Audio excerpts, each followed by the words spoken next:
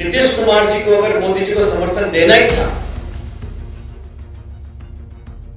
तो बिहार के नौजवानों के लिए 10-20 लाख नौकरी मांग लेते, हमें बुरा नहीं लगता। अगर समर्थन की कीमत बिहार के नौजवान का भविष्य होता तो हम भी कहते आप जाइए, कोई बात नहीं। राज्य मुख्यमंत्री से मिलने का समय मांगा है और पूछना चाहते हैं कि आप दिल्ली जाके उनसे कहेंगे कि बिहार के नौजवानों को 20 लाख नौकरी दीजिए। अपना हक की बात करने के लिए हम आज मुख्यमंत्री से मिलने का प्रयास करेंगे। देखिए, पलायन रोको नौकरी दो यात्रा के तहत जो कन्हैया कुमार है वो पहुंच चुके हैं पटना, और पटना में ही आज 26वां दिन है और 26वां दिन में इस यात्रा का समापन होगा। आपको बता दें कि इस यात्रा को लेकर जो भी जमीनी मुद्दे थे उस जमीनी मुद्दे को लेकर आज कन्हैया कुमार और साथ ही साथ मुख्य अतिथि के रूप में सचिन पायलट उनके साथ रहेंगे, और सचिन पायलट और कन्हैया कुमार और कांग्रेस के जितने कार्यकर्ता हैं और जितने नेता हैं वो सभी लोग मुख्यमंत्री के आवास में मार्च करेंगे और साथ ही साथ ज्ञापन सौंपेंगे। साथ ही साथ उन्होंने वर्तमान सरकार पर एक आरोप भी लगाया। उन्होंने कहा कि वर्तमान की जो सरकार है वो ढंग की नौकरी नहीं, संघ की नौकरी देना चाहती है। क्या कुछ कह रहे हैं सचिन पायलट और कन्हैया कुमार, पहले आप वो सुनिए। कन्हैया जी और सभी साथी लोग कांग्रेस रैली एक मुद्दे को लेकर 26 दिन तक यात्रा की। उस यात्रा का उद्देश्य क्या था, आप सब ने भी सुना कि बिहार के नौजवानों को पलायन करने के लिए जो मजबूर किया जा रहा है उस पर रोक लगाई जाए। नौकरी और बेहतर अवसर ढूंढने के लिए ऐसा नहीं है कि लोग बाकी प्रदेशों से दिल्ली मुंबई नहीं जाते या बड़े शहरों में नहीं जाते, विदेश नहीं जाते, लेकिन वो बेहतर अवसर तलाशने के लिए जाते हैं, उसमें किसी को आपत्ति नहीं। लेकिन पलायन लोग किस परिस्थिति में करते हैं इस पर हमें ध्यान देना पड़ेगा। अव्यवस्था, गरीबी, लाचारी, अविश्वास, जिस जिले, गांव, देहात में लोगों को मन में विश्वास नहीं है कि हम 2 जून की रोटी कमा सकते हैं, BA करने के बाद भी नौकरी के नाम पर छलावा मिलेगा, अधिकार के नाम पर लाठी मिलेगी, तो मजबूरन बच्चियों का पेट पालने के लिए जो लोग प्रदेश छोड़कर जाते हैं। और शकील भाई सही कह रहे थे, पूरे देश में आज बिहार के लोग जाकर मजदूरी का काम करते हैं, लेबर का काम करते हैं, छोटे मोटे रोजगार ढूंढते हैं। ये परिस्थिति क्यों पैदा हुई? ये 1-2 दिन में नहीं बनी है। सालों साल तक बिहार के साथ जो भेदभाव हुआ, बिहार के शासकों ने यहाँ जो नौजवानों की अनदेखी करी, 2 पीढ़ियां निकल गई और आज ये हालात बन गए हैं कि पूरे बिहार के नौजवान अपना भविष्य अंधकार में देखते हैं। और ये बहुत दुख की बात है।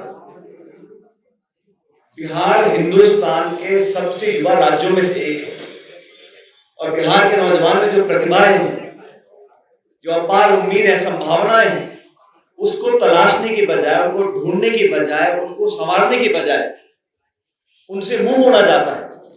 जो लोग सत्ता में बैठे हैं पटना में आज, माननीय मुख्यमंत्री जी कितने सालों से मुख्यमंत्री हैं और 2024 के लोकसभा चुनाव के समय अगर आपको मोदी जी को समर्थन देना ही था, क्योंकि आपके समर्थन से वो सरकार बनी है दिल्ली में, नीतीश कुमार जी को अगर मोदी जी को समर्थन देना ही था तो बिहार के नौजवानों के लिए 10-20 लाख नौकरी मांग लेते, हमें बुरा नहीं लगता। अगर समर्थन की कीमत बिहार के नौजवान का भविष्य होता तो हम भी कहते आप जाइए, कोई बात नहीं। जो भाजपा 400 पार का नारा देकर लोगों को भ्रमित कर रही थी चुनाव प्रचार में, संविधान की मूल भावना से खिलवाड़ करने की घोषणा करती थी मंच में खड़े होकर, जनता ने सबक सिखाया और 240 में लाकर टेक दिया। उसके बाद नीतीश कुमार जी के समर्थन से सरकार का निर्माण हुआ। सरकार बनने के बाद शासन व्यवस्था में दिल्ली और पटना की सरकार ने नौजवानों को कितनी जगह दी है। पिछले समय में जो फर्जीवाड़ा हुआ, जो धोखाधड़ी हुई, पेपर लीक हुआ, लोगों के मन में नौजवान अगर व्यवस्था पे विश्वास नहीं करेंगे, नौकरी प्रक्रिया चयन में उनका विश्वास नहीं रहेगा, ये बहुत खतरे की बात है देश और समाज के लिए। उन्होंने बिहार के नौजवानों की अल्प को जगाने का काम किया है।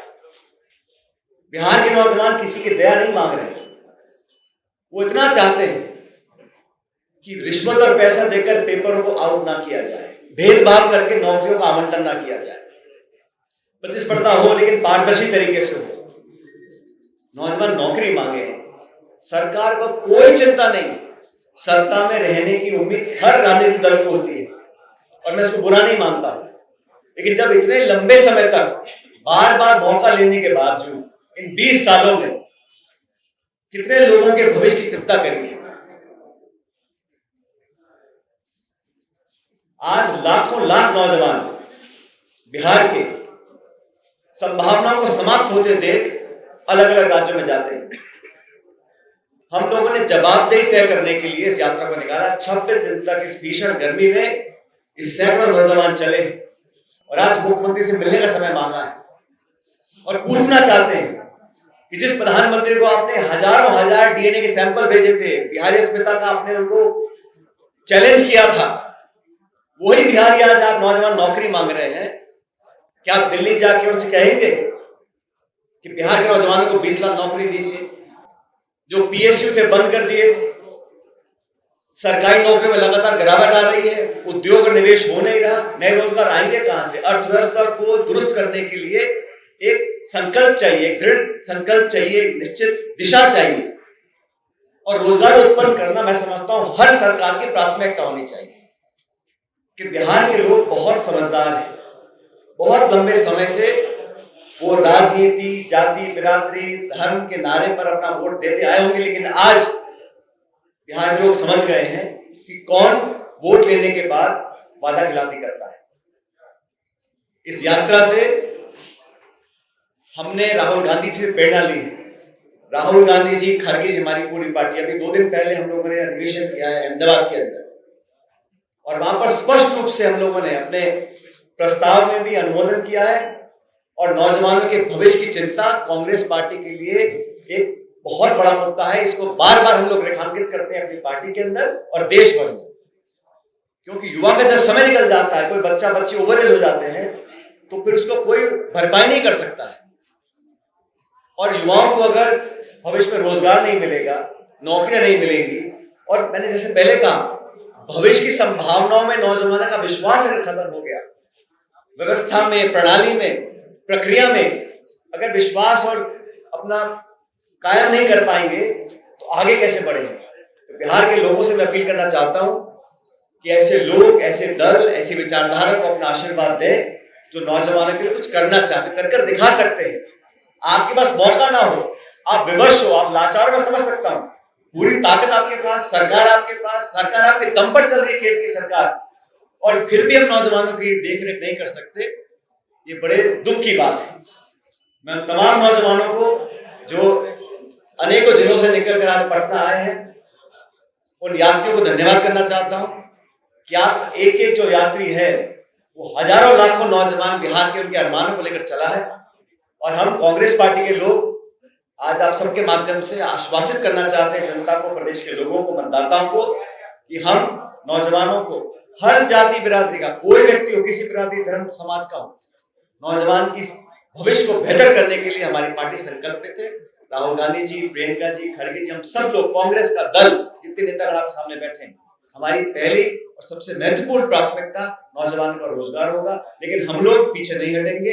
इन मांगों को लेकर सरकार पर दबाव बनाएंगे, चाहे केंद्र की सरकार हो, चाहे राज्य की सरकार हो। लेकिन जिन जिन साथियों ने यात्रा में अपना योगदान दिया, मैं उनका धन्यवाद करना चाहता हूँ और हम सब लोग आज, सुप्रिया जी, हम सब इस यात्रा का समर्थन करने के लिए, आखिरी दिन समापन है, उदय जी और गौरव जी हमारे साथ आए हैं, यात्रा समाप्त होगी, इसके बाद प्रदेश अध्यक्ष जी और शकील भाई मिलकर आगे योजना बनाएंगे। लेकिन ये तमाम नौजवानों का जो बीड़ा हम लोगों ने उठाया है, इसको उसके अंत छोर तक लेकर हम लोग जाएंगे, ये कहने के लिए आज आपके बीच में हम लोग आए थे। बहुत बहुत धन्यवाद। पहला तो आज महात्मा ज्योतिबा फुले की जयंती, आप सबके माध्यम से पूरे देश को बधाई। और जब हम उनको याद कर रहे हैं तो एक बात याद रखना पड़ेगा, कहते थे कि शिक्षा के बिना बुद्धि का नाश होता है और बुद्धि के बिना नैतिकता का, नैतिकता के बिना विकास का, विकास के बिना धन का, और धन के नाश से जो बहुजन है उनकी तबाही होती है। इसीलिए बहुजनों के लिए शिक्षा सबसे जरूरी है। और यह जो बात हम आपके सामने रेखांकित कर रहे हैं इसलिए कर रहे हैं, आज एक बहुत बड़ी कोशिश है कि इतिहास में शोषण के खिलाफ जो संघर्ष है उन संघर्षों को भुला दिया ताकि जो मौजूदा शोषण है उसको टिका करके रखा जाए और कोई भी लोग उसके खिलाफ अपनी आवाज को बुलंदी से बोल ना पाए। यह बात मैं इसलिए कह रहा हूं कि आपको मालूम हो कि महात्मा ज्योतिबा फुले और माता सावित्रीबाई फुले की जीवनी पर एक फिल्म बनी जिसको सेंसर बोर्ड ने जो है वो प्रतिबंधित कर दिया। तमाम प्रोपेगेंडा फिल्में बनती हैं, अलग अलग फाइल, पता नहीं कौन कौन सा फाइल निकल रहा है, लेकिन जो हमारा शोषण के खिलाफ संघर्ष का इतिहास है उसको नहीं दिखाने दिया जाता ताकि हम चुपचाप बर्दाश्त करते रहे पलायन को, गरीबी को, बेकारी को, आसमान छूती महंगाई को, अव्यवस्था को, और इसके खिलाफ कोई आवाज नहीं बुलंद। तो यह जो पलायन रोको नौकरी को यात्रा है, यह यात्रा इतिहास के हमारे शोषण के खिलाफ संघर्षों को जोड़ना और मौजूदा समय में जो शोषित, वंचित, पीड़ित लोग, किसी भी जाति के गरीब लोग, दलित, पिछड़े, अति पिछड़े, महिलाएं, आदिवासी, किसान, मजदूर, बिहार के आम आवाम के सवाल को उठा सके। और यह यात्रा विभिन्न जिलों से होते हुए आज पटना पहुंची है और वही अपना हक की बात करने के लिए हम आज मुख्यमंत्री जी से मिलने का प्रयास करेंगे।